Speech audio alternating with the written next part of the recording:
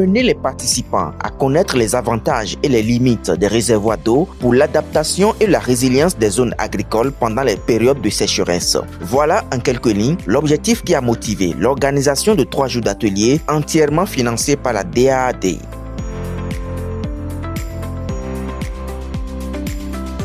C'est à l'hôtel Berova de la commune de Dangbo que les activités ont été organisées du 25 au 27 octobre 2023. Le premier jour a été marqué par l'arrivée et l'installation des bénéficiaires venus de plusieurs pays de la sous-région et aussi des formateurs. Le top de cet atelier de 3 jours a été donné au moyen d'une cérémonie de lancement officielle. Nous sommes ici aujourd'hui grâce au financement qui a été reçu auprès de la DAAD et nous profitons de cette occasion pour remercier la DAAD pour nous avoir accepté d'organiser cet atelier qui porte sur une thématique qui est d'actualité et qui est un peu enrichissante. Je pense quand même qu'à la fin de cette séance, chacun de nous allons quand même tirer un petit profit de ça et ça va nous aider par la suite. Le thème choisi pour cet événement, qui est l'agriculture, la sécheresse, un thème d'actualité comme beaucoup de mes prédécesseurs ont déjà évoqué.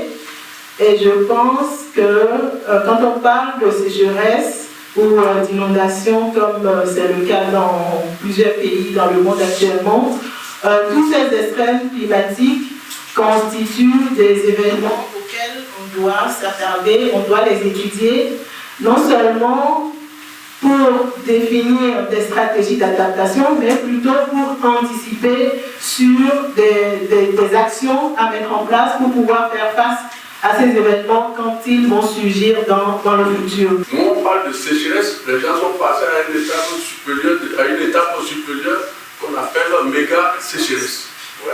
C'est pour dire que le football est tout à fait sérieux. Et donc le thème que vous avez choisi vraiment, docteur Dedewanou, avec le comité scientifique local, c'est vraiment un bon thème. Cette première journée sera marquée par une phase pratique d'initiation au logiciel R que nous allons utiliser pour modéliser les analyses, les données que nous avions déjà recueillies sur le terrain. Dans la soirée, nous irons à l'MSP pour quand même présenter les différentes opportunités de la DAAD au Bénin et dans la sous-région ainsi qu'en Allemagne. Après ça, demain, la formation va continuer et après demain, si possible, nous allons visiter la vallée de Lemay. On ira visiter aussi les étangs d'eau. Et donc, je me réjouis non seulement de l'atelier de cet événement, mais je souhaite plein succès à l'atelier et une fois encore, merci à tous et à toutes. C'est donc à la suite de ce lancement que vont démarrer les hostilités. Plusieurs communications ont marqué ce premier jour. L'alimentation consiste en réalité au flux qui entre dans la retenue. Le flux en amont, qui représente l'alimentation, et le flux en aval, qui représente donc le système de restitution de l'eau.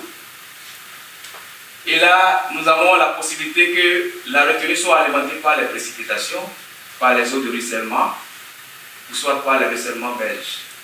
La sécheresse est donc un déficit de la disponibilité en eau par rapport à une situation considérée comme normale ou une période donnée à une région déterminée. La sécheresse aussi cause d'énormes problèmes. Il y a la pollution de l'environnement par la poussière et fumée, baisse du niveau d'eau dans les retenues, baisse du niveau d'eau des barrages hydroélectriques. Généralement, le modèle small réservoir est développé à partir de MIDAS qui existait. Le MIDAS qui ne prenait pas en compte les décisions des agriculteurs dans la modélisation. Également, les nappes n'étaient pas aussi impliquées. Donc avec le MIDAS small réservoir, l'avantage est que nous prenons en compte la décision des exploitants de ces retenues dans la gestion des retenues. Le compte de ce premier jour a été bouclé par une session dédiée aux possibilités existantes du DAAD et de bourses d'études allemandes pour les étudiants de l'université d'Abomey-Calavi. Il faut essayer de trouver un financement à cette étude.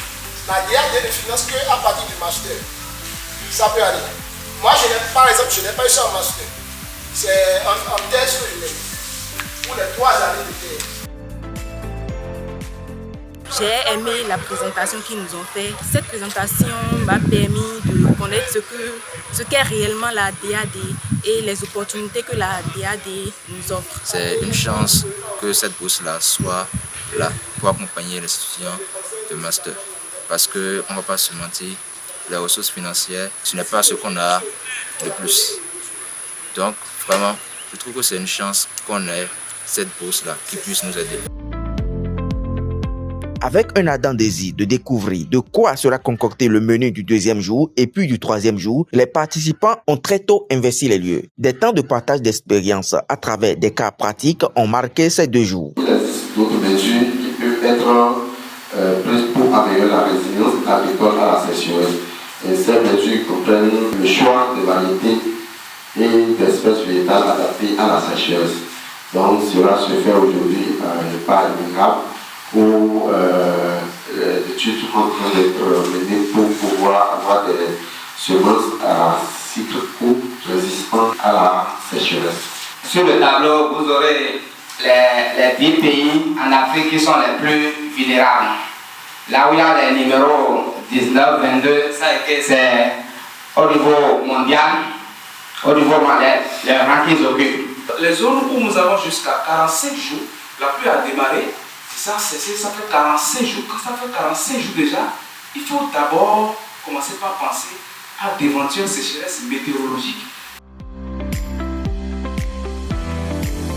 Pour confronter les notions théoriquement acquises lors des sessions avec la réalité du terrain concernant les méthodes de stockage de l'eau et résilience agricole à la sécheresse, les participants ont visité le bassin versant agricole de la vallée de l'Ouémé.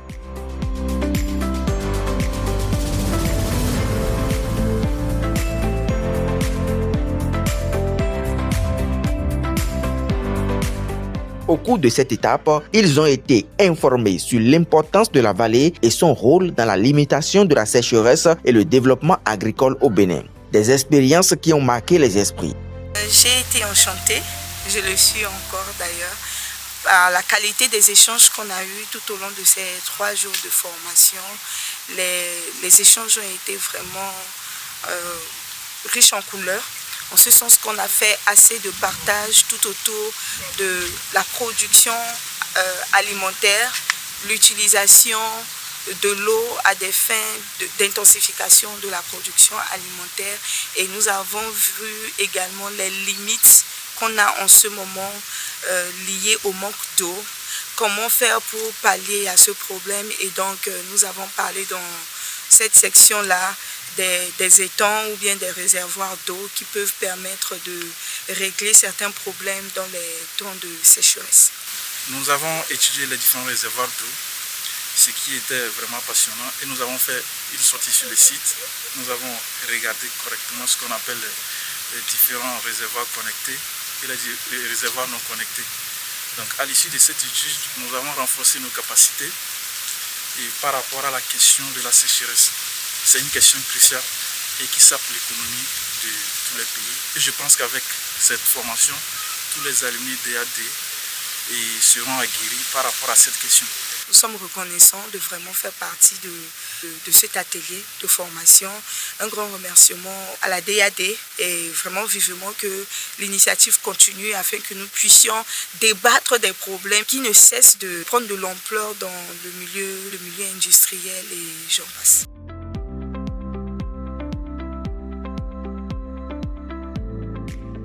C'est par une remise des attestations aux participants qu'un thème a été mis à cette activité.